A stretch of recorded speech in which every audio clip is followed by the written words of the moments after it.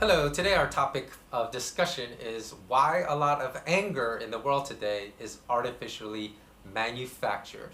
So what I mean by this is there are two platforms by which those in power, whether it's politicians or in the finance industry, whether it's bankers, retain their power and control over us. One is through distraction. Now, there are many methods of distraction, but that's not what the topic of this vlog will be today. So I'm just going to glance over distraction. Obviously, one of the platforms to keep us distraction is professional sports, because I'm sure all of us have friends that can quote every single statistic of their favorite player, how many points or how many goals they've scored over their career.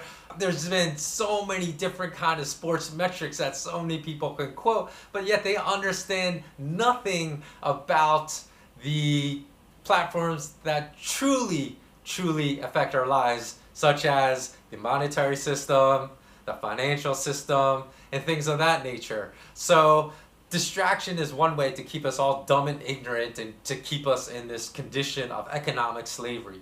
The other one is basically division, divide and conquer. And of course, to divide and conquer, you have to make people angry. So that's why the topic of the vlog today is why a lot of the anger in this world today is artificially manufactured.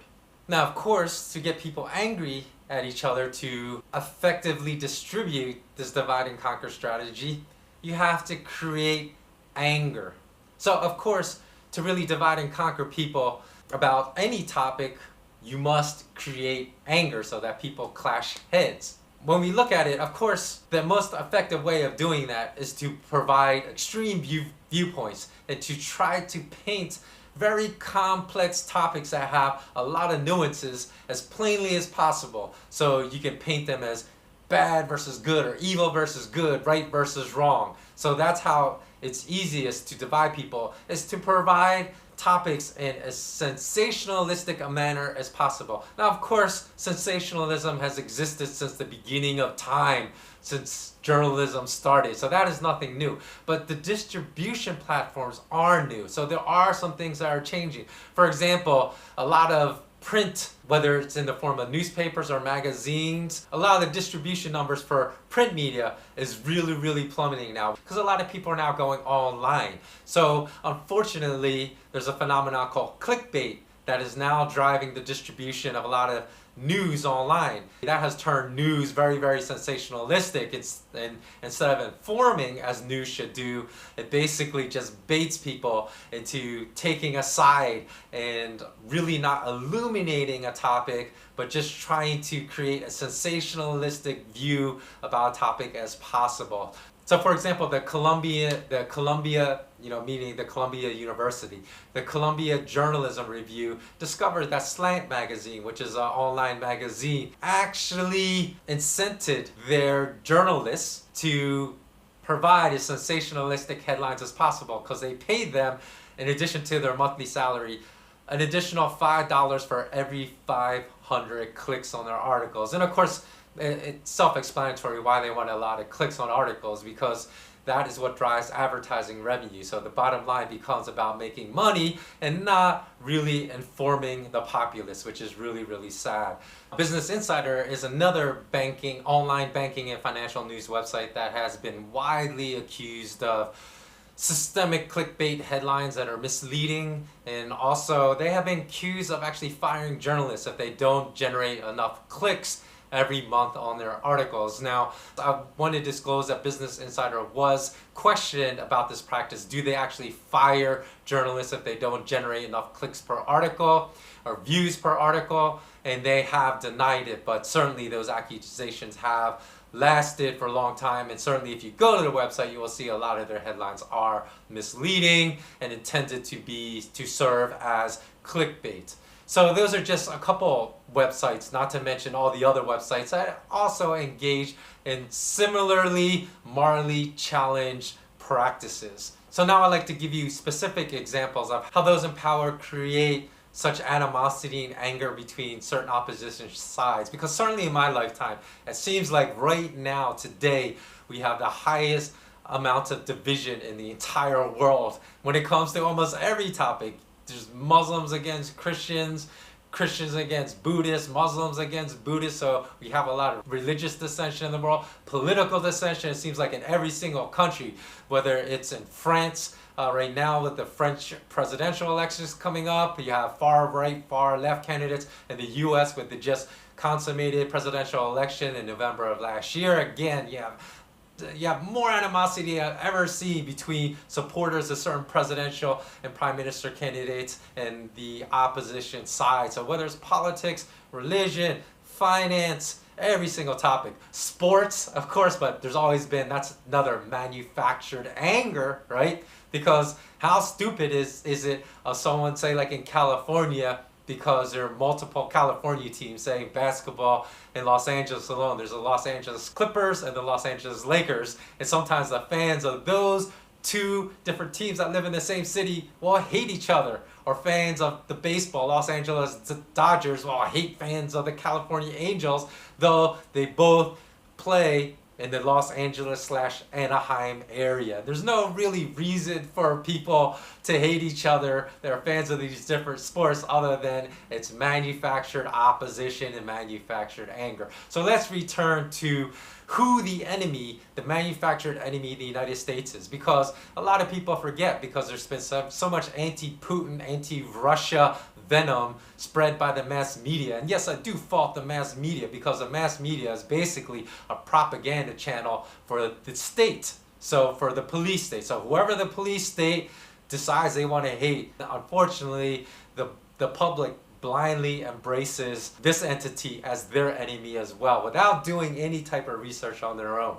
So a lot of us forget that back in 2012, around 2008 to 2012, no one vilified Russia in the mass media. It was mostly just China, all right? Maybe I shouldn't say no one, but very, very few people in the mass media vilified Russia, because China back then was our enemy, because the U.S. Secretary of Treasury, Timothy Geithner, was blaming China's weak yuan for all the U.S. economic woes at that time. So it was always China's manipulating their currency. Forget that the Federal Reserve bankers are manipulating the U.S. dollar, of course, and the U.S. dollar is a much greater global currency than the Chinese yuan, so their manipulation is far more important to the U.S. economic woes than the Chinese bankers' manipulation of the Chinese yuan, but yet that's how it was painted. So it was always China, China, China.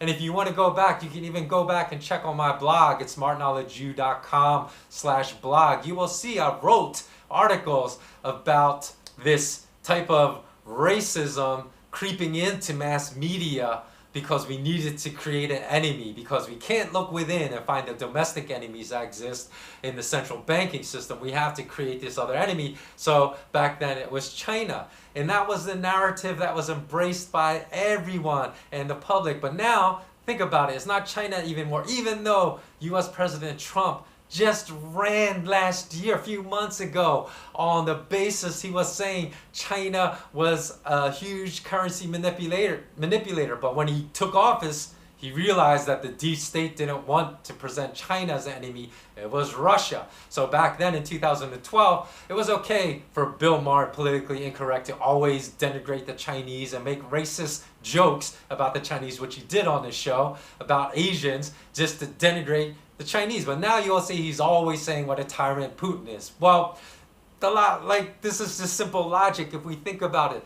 Putin was the president of Russia from 2000 and 2008, then the prime minister of Russia from 2008 to 2012, before becoming the president again. I believe it was 2012 onward. I actually, don't quote me on that. We have to check again when he became president again. But obviously, since he's been president for so long, yes, there must be some tyranny involved for one person to hold such a powerful position in their country for so long. But yet, how come Putin was never demonized in the U.S. media between 2000 and 2008? There's 8 years he was the president, but it was all China's our enemy, China's our enemy. But now, since the narrative that the US government wants to put out there is Russia's the enemy. That's all anyone thinks about now, is Russia is the enemy. So that's how I'll talk about how our enemy can be manufactured and how our anger can be manufactured. And again, don't get my message twisted, because I'm not saying Putin's an angel, because every state leader has some very, very bad, dark secrets to them, most likely, as well as some very, very good rational points too. So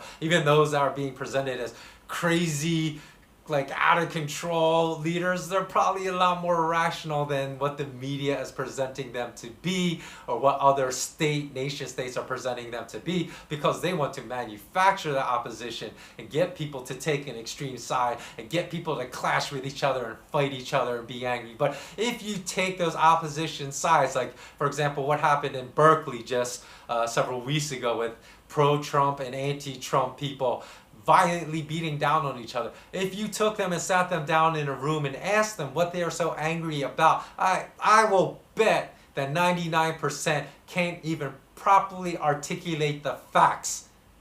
So in other words, what I'm saying is I guarantee you that propaganda caused the anger and caused them to be extremely angry with one another. But if you ask them to really articulate why they're angry, that's what I'm saying, they're going to spout propaganda and not the real truth. So they're ignorant of the truth, and this is how we're being used like puppets by those people in power to divide and conquer us and keep us at each other's throats. Okay, I just wanted to end this video, which I hope makes everyone really think about what I'm saying, is I'm going to end it with anecdotal stories. So I grew up most of my life, was born and raised in Philly. And when I lived in Philly, there was, of course, a really big black community there, because Philly is about 30% black.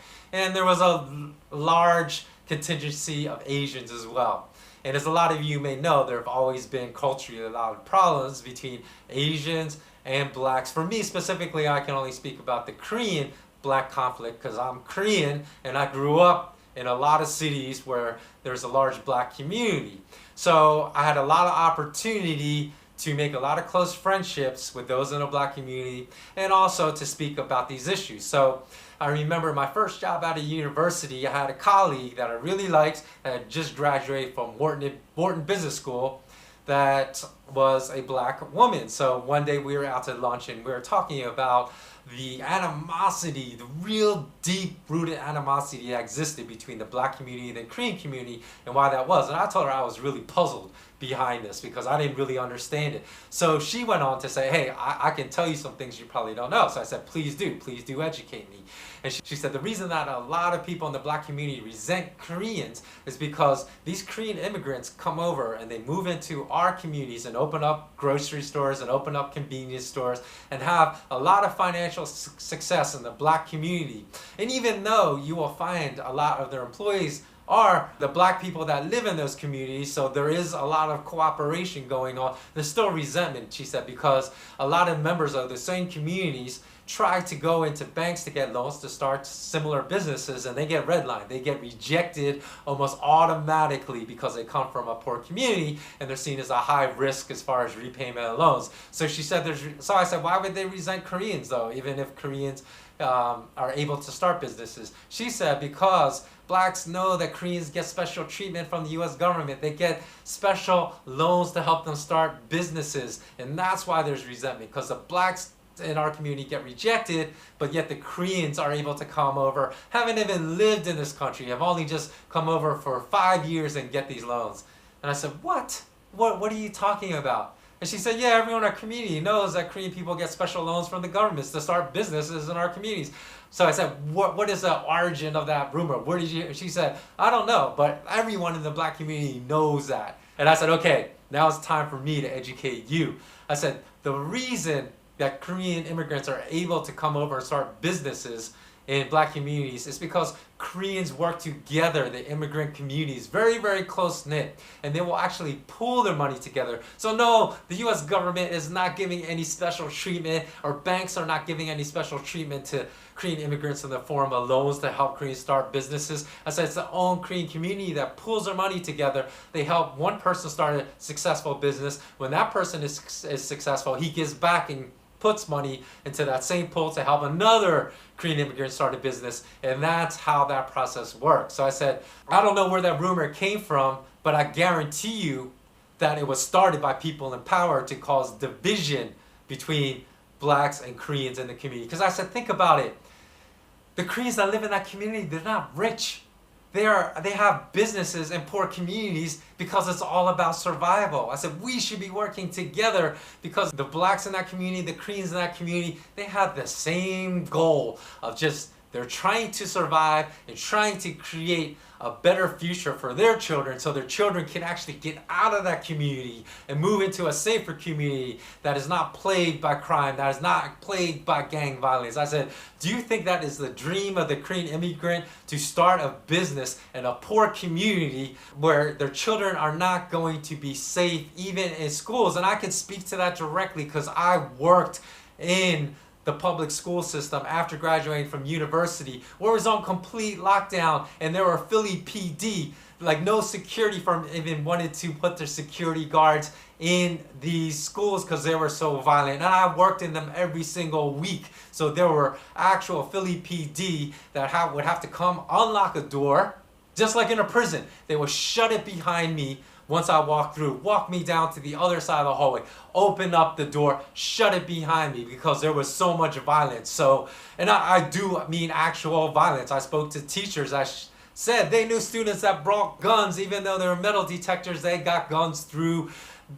They circumvented those metal detectors and had guns in the school every day. And what I was doing in those schools was I was running the student health center in those schools. And our nurses, I spoke to nurses, I saw people stabbed, students stabbed and bleeding all over the place coming into those schools. So I said, do you really think that immigrants, whether they're Korean, Vietnamese, Nicaraguan, whatever, do you think they want to come in? That is their dream, to come into, because of course not. We're trying to survive. We should be working together. We can't be so ignorant to allow those in power to spread this hatred among us, to divide us. I said we should be unified because we are working towards the same goal. So in essence, if we are not among the culture that's in power, and even the culture that is in power in any nation, you know, say you're in Germany, the Germans are in power. You're in France, the French are in power. You're in Nigeria, and the Nigerians are in power. You're in the United States, and the Americans are in power. Even then, the majority of the majority culture is not in power because it's only 1/2 of 1% that has the financial wealth and control of the military-industrial complex that has the power. So everyone else should be united, which is the 99.5 to 99.8% of people in that nation, regardless of race, religion, color, should be unified instead of being divided. So we have to cease being pawns and being used by those in positions of power to do the dirty work for them, because we are doing their dirty work for them by constantly being at each other's throats, by allowing ourselves to be emotionally manipulated by false paradigms of conflict that really aren't there, and for constantly fighting with each other, not only across different cultures, races, and religions, but also within our own races and religions. We have to stop being used as pawns. So I'm going to end this video by showing you a video of Muhammad Ali. And as a martial artist, I learned a lot. Muhammad Ali is one of my heroes. Bruce Lee was one of my heroes. And those two people I actually learned a lot from. And I'm not going to go into that in this video here, but for those of you who want to know how deep a philosopher Bruce Lee was, how he understood a lot of the subject material I'm talking about, you can go read his book, The Tao of Jeet Kune Do, because he drops a lot of knowledge in that book. Okay, so I'm going to end with this video of Muhammad Ali, in which he talks about even he realized he was a pawn being used, and he said, why am I even angry at this person that's staring across at me from the other side of the ring? He's like, I don't know this man. This man did nothing to me. And yet here we are inside a ring trying to bash each other's brains in, while all these other people, there's tens of thousands of people watching us live, millions of people all over the world for their entertainment. He said, and I'm just a pawn. So here it is. Here's that video because I think it's extremely illuminating. I think the best precaution If they talk about gloves should be bigger, the fighter should wear some type of head protection or face protection. I think the best caution is if a fella's winning a fight on points, he's got a man just about out, the guy's against the ropes and about gone, and he should not just try to hurt him just to satisfy the crowd or to make money. See, Ellis has got a family. He's an ex-friend of mine, and he wants to live too. And it's really silly when you think about fighting. I look at other fighters fighting, I say, I must be a fool. Here are two men like two roosters. You know them cockfights. They take two roosters and they put them out, and they put knives on them, and the roosters are fighting each other, and they're not even mad, don't know each other, and just to please somebody. And here are two men in the ring fighting each other, and they hitting each other, and they bleeding, and they fighting. What they mad about? They're not mad about nothing.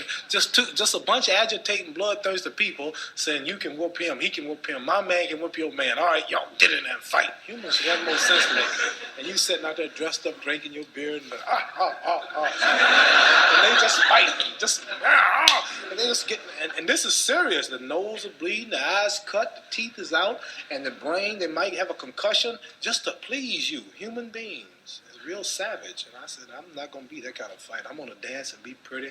I'm just going to win on points. And if I hurt my man, I'm going to let him go. I'm not going to kill him just because somebody's watching.